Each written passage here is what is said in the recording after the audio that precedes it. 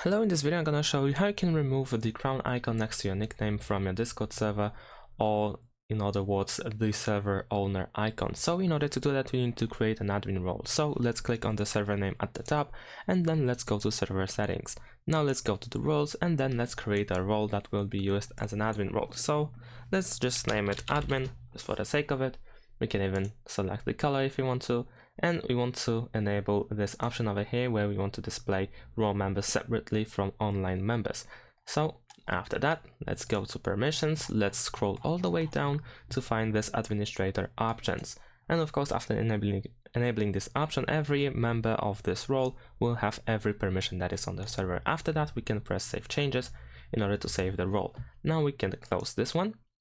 And now we can right click on over here, right click our profile, go to role, and then give ourselves the admin role.